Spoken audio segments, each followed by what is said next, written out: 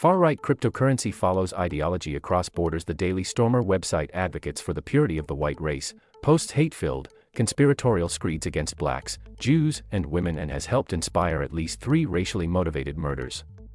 It has also made its founder, Andrew Anglin, a millionaire. Anglin has tapped a worldwide network of supporters to take in at least 112 Bitcoin since January 2017, worth $4.8 million at today's exchange rate, according to data shared with the Associated Press. He's likely raised even more. Anglin owes more than $18 million in legal judgments in the United States to people whom he and his followers harassed and threatened. And while online, he remains visible most days. Dozens of stories on the Daily Stormer homepage carry his name. In the real world, Anglin's a ghost. His victims have tried and failed to find him, searching at one Ohio address after another. Voting records place him in Russia in 2016, and his passport shows he was in Cambodia in 2017. After that, the public trail goes cold. He has no obvious bank accounts or real estate holdings in the US. For now, his Bitcoin fortune remains out of reach. Editor's note: this story is part of a collaboration between the Associated Press and the PBS series Frontline that examines challenges to the ideas and institutions of traditional U.S. and European democracy. Beth Luttrell, a lawyer for the Southern Poverty Law Center who is helping represent one of Anglin's victims, says it's grown harder to use the legal system to stamp out hate groups because now they operate with online networks and virtual money. We were able to sue the Ku Klux Klan, a terrorist organization, in essence out of existence, she said. Doing the same today is much harder, she said. The law is evolving but lagging behind the harm. In August 2017, a week after the Unite the Right rally in Charlottesville, Virginia, Anglin received 14.88 bitcoins, an amount chosen for its oblique references to a 14-word white supremacist slogan in the phrase Heil Hitler because H is the 8th letter of the alphabet. Worth around $60,000 at the time, it was his biggest Bitcoin donation ever and would be valued at over $641,000 at today's exchange rate. The source of the funds remains a mystery.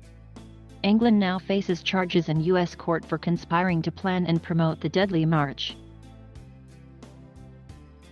By the time of Charlottesville, Anglin had been cut off by credit card processors and banned by PayPal, so Bitcoin was his main source of funding. In his Retard's Guide to Using Bitcoin, published in April 2020, he claimed to have funded the Daily Stormer exclusively through Bitcoin for 4 years. "I've got money now. I've got money to pay for the site for the foreseeable future," he wrote in December 2020, as Bitcoin's price surged. Anglin's former lawyer, Mark Randazza, argued that political censorship by financial authorities drove Anglin to cryptocurrency by shutting him out of traditional banking, which he said is more Nazi-like than Andrew Anglin could ever hope to be. "Don't create a black market and then be surprised there's a black market," Randazza added. While Anglin likely turned to Bitcoin for practical reasons, part of the appeal of cryptocurrency to the radical right is ideological. Bitcoin was developed in the wake of the 2008 financial crisis when distrust of the global financial system was running high. It offers an alternative that doesn't depend on banks. Instead, transactions are validated and recorded on a decentralized digital ledger called the blockchain, which derives its authority from crowdsourcing rather than a class of elite bankers. As one white nationalist cryptocurrency guide circulating on Telegram puts it, "We all know the Jews and their minions control the global financial system. When you are caught having the wrong opinion, they will take it upon themselves to shut you out of this system, making your life very difficult. One alternative to this system is cryptocurrency." Richard Spencer, an American white supremacist, has dubbed Bitcoin the currency of the alt-right. It's hard to tell how large a role cryptocurrency plays in overall financing for the far right. Merchandise sales, membership fees, donations in fiat currencies, concerts, fight clubs, and other events, as well as criminal activity, are also common sources of revenue, government and academic research has shown. What is clear is that early adopters of Bitcoin, like Anglin, have profited handsomely from its increase in value over the years. Bitcoin prices are notoriously volatile. Since April, the currency has shed a third of its value against the US dollar, then took a further drubbing last week when China declared cryptocurrency transactions illegal. Chainalysis collected data for a sample of 12 far-right entities in the US and Europe that publicly called for Bitcoin donations and showed significant activity. Together, they took in 213 Bitcoin, worth more than $9 million at today's value, between January 2017 and April 2021. These groups embrace a range of ideologies and include white nationalists, white supremacists, neo-Nazis, and self-described free speech advocates. They are united by a shared desire to fight the perceived progressive takeover of culture and the state. These people have real assets.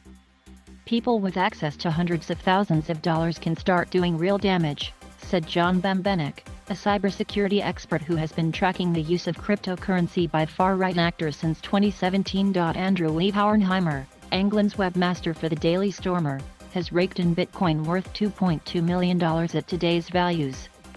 The Nordic Resistance Movement, a Scandinavian neo-Nazi movement that's been banned in Finland, Countercurrents, a US-based white nationalist publishing house, and the recently banned French group Generation Identitaire have each received Bitcoin that's now worth hundreds of thousands of dollars, Chainalysis data shows.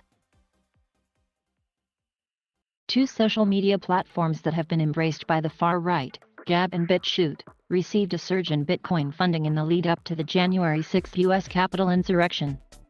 Since 2017, BitChute has gotten Bitcoin worth nearly $500,000 at today's values, about a fifth of which rolled in during the month of December 2020.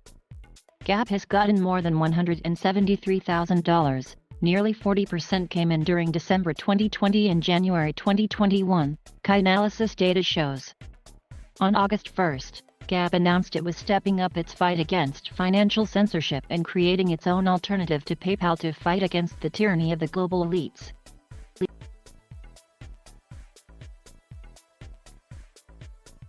Thank you for watching. Please subscribe.